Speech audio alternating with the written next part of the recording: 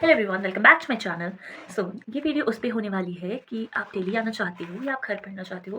तो ये सवाल हम सबके दिमाग में रहता है। जब मैं दिल्ली नहीं गई थी अपनी प्रिपरेशन के लिए, तो मेरे दिमाग में हमेशा ये क्वेश्चन रहता था कि दिल्ली में ज़्यादा पढ़ाई होती होगी, घर में पढ़ाई नहीं होती, या दिल्ली में पता नहीं बच्चे कैसे होते होंगे, मैं कहीं पीछे ना रह जाऊँ, ब्ला ब्ला ब्ला। ऐसे 100 ऑफ क्वेश्चन आते हैं हर एक एस्पिरेंट के दिमाग में जो घर पे रहता है। और सेम क्वेश्चंस अपोजिट साइड भी आते हैं, जो दिल्ली रहता है उसे ऐसे लगता है काश मैं घर में होता तो मैं घर की रोटी खा पाता, फैमिली के साथ रह पाता, वहाँ ज़्यादा अच्छे से पढ़ाई हो पाती, टाइम मैनेजमेंट हो पाता। तो देखो, एक कॉइन के दो साइड्स होते हैं वैसे।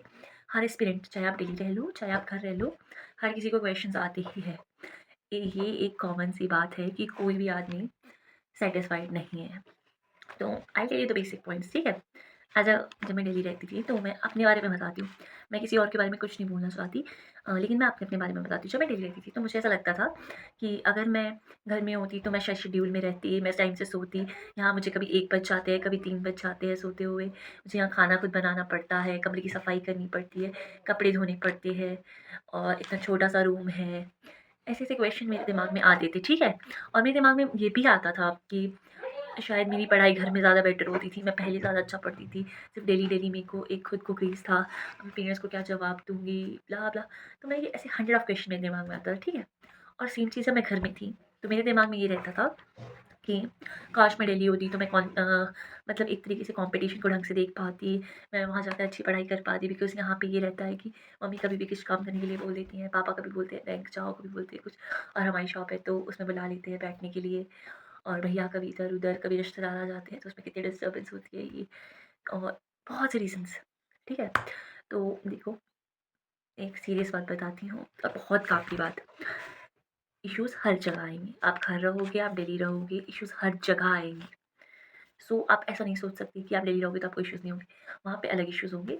आप घर रहोगे तो आपका अलग इश्यूज़ रहेंगे। अब ये आप पे डिपेंड करता है कि आप कौन से इश्यूज़ को फ़ेस करना चाहते हो।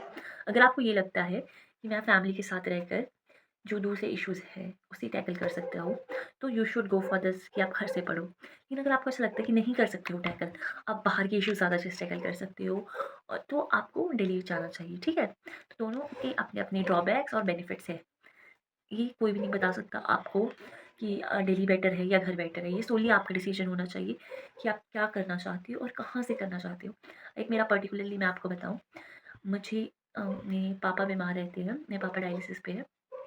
तो मेरे घर पे ये रहता है कि अगर मैं घर पे रहती हूँ तो बहुत सी डिस्टर्बेंस रहती है, बिकॉज़ मैं मेंटली मतलब नहीं हो पाती इतनी स्ट्रॉन्ग। अगर मैं किसी को बीमार देख लेती हूँ या कुछ भी पाती हूँ तो मुझसे पढ़ाई नहीं होती है। मैं उस चीज़ में अपने दिमाग में लेकर सोचती रहती हूँ, ओवरथिंक करती रहती हूँ। तो उसकी वजह से क्या रहता है कि मुझे प्रॉब्लम होती है, और वहीं मैं थोड़ा बाहर रहती हूँ। हाँ, मुझे इश्यूज़ वहाँ भी आते हैं, मैं आपको ऐसे कभी नहीं बोलूँगी कि वहाँ इश्यूज़ नहीं आते हैं, वहाँ इश्यूज़ आते हैं। लेकिन मेरे साथ ये है कि मैं बाकी लोगों से ज़्यादा अपनी फैमिली से ज़्यादा कनेक्टेड हूँ, तो मैं उन्हें दुखी नहीं देख पाती हूँ, और उनको मतलब अगर वो कोई प्रॉब्लम है तो मैं नहीं पढ़ पाती हूँ, तो इसीलिए मैं बाहर रहती हूँ। अगर सेम केस अगर मैं शायद फैमिली वाली चीज़ पे स्ट्रॉन्ग होती, तो मैं शायद घर पे ही रहती और यहीं से तैयारी करती, बिकॉज़ रिसोर्सेज़ बराबर है, टू बी कुछ ऐसा नहीं है। ये सिर्फ़ बोलने की बात है कि मतलब बहुत ड्रास्टिक कुछ चेंज, ऐसा कुछ ड्रास्टिक चेंज नहीं रहता है। बस ये रहता है कि अगर आप अकेले रहते हो, मैं एक नाइट पर्सन हूँ, ठीक है? अब कभी मुझे ये इश्यू रहता है कि मेरे पेरेंट्स 11 साढ़े 11 तक सो जाते हैं, तो मुझे भी सोना पड़ता है, बिकॉज़ घर का शेड्यूल ही ऐसा बना है।